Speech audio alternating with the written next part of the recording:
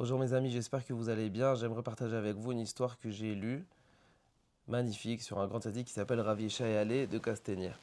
Donc c'est un grand tzaddik qui est connu. Beaucoup de personnes y vont le pèleriner et y prient par son mérite et ils sont répondus.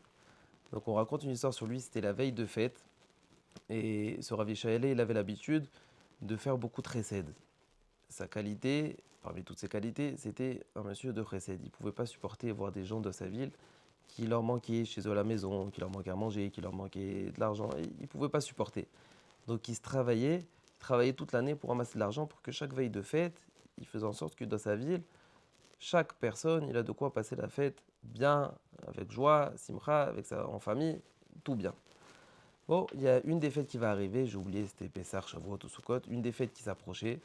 Et dans la ville, il y avait un manque de nourriture, manque de légumes, manque de... Et Rav Yishaël, il avait, comme on a dit, l'habitude d'acheter beaucoup de fruits, de légumes, pour distribuer aux nécessiteux de la ville. Et là, maintenant, Rav Yishaël commence à stresser. La fête, elle approche, on n'a pas de marchandises. Comment est-ce qu'on va faire pour nourrir les nécessiteux? Rav Yishaël va envoyer ses élèves un peu de partout. Il va leur demander aussi d'aller chercher en dehors de la ville pour voir si peut-être ils peuvent trouver en dehors de la ville quelqu'un qui a un marsal, quelqu'un qui a un hangar où c'est que dedans il a des légumes, des fruits à vendre. Et un de ses élèves va venir chez Rav Yishaël, il va lui dire: Rabbi, j'ai trouvé dans la ville d'à côté, il y a un non-juif, qu'il a un hangar rempli de fruits, légumes, il est prêt à vendre. Donc on lui a dit que c'était pour toi et il a dit il est prêt à vendre pour Rav Yishaël. Alors Rav Yishaël, il va dire à ses élèves tout de suite: préparez la calèche, les chevaux, on va aller dans la ville et on va acheter tout ça, toute la marchandise qu'il a pour les nécessiteux de la ville. Il va prendre avec lui beaucoup d'argent. Il va prendre des sacs d'argent. Il va mettre ses sacs dans le carrosse. Il ne savait pas combien le non-juif il allait lui demander, combien il peut demander d'argent. Donc il s'est dit: je prends tout ce que je peux et on va aller acheter la marchandise.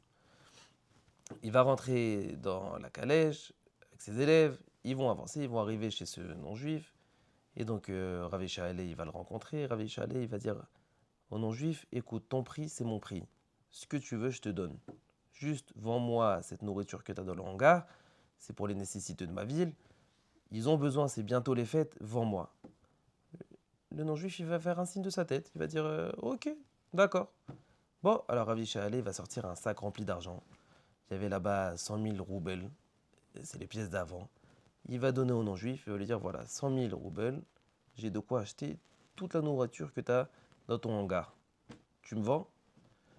Le gars, il va regarder Rav Yishaël. Il va faire un petit sourire. Il va faire non.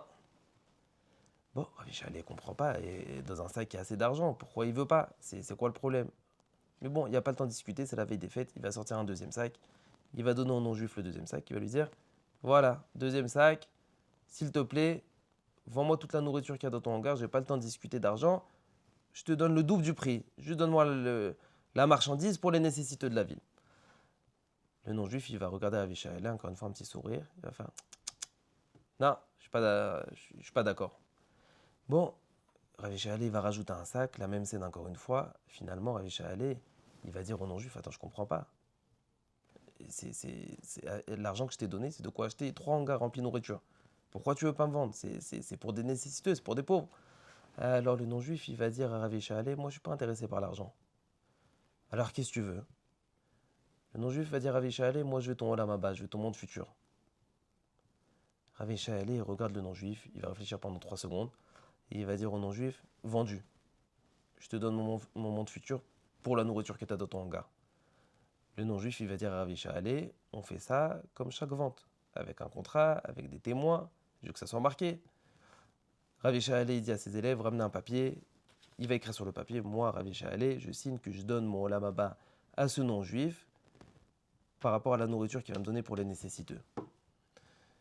Le non-juif, il était content. Rav Yishaël, lui aussi, il était très content. Il va prendre la nourriture, il va rentrer dans la ville et il va distribuer tout aux nécessiteux de la ville. Bien sûr, cette histoire, elle va faire du bruit dans la ville. Et les gens, ils vont venir chez Rav Yishaël, ils vont lui dire: Rabbi, même pas t'as négocié? Même pas tu négocies sur ton olam haba? Il t'a demandé, le non-juif, il t'a demandé ton olam haba, tout ton monde futur, c'est-à-dire tout ce qu'il a pu prier, étudier, faire des bonnes actions dans sa vie, tout ça, il donne. pour de la nourriture pour faire du chesed. Alors, même pas t'as négocié, quoi. T'as donné ton olam haba comme ça. Alors, Rav Yishayael, il va dire une phrase qui est très belle. À quoi ça me sert mon olam haba si je vois un juif qui n'a pas son olam hazé? En français, à quoi ça me sert mon monde futur si je vois un juif qui n'a pas comment vivre de ce monde-là? Ça, il n'y a qu'un tzaddik qui peut réfléchir de cette manière. Ça veut dire, il se dit, olam haba, le monde futur, c'est vrai, c'est bien.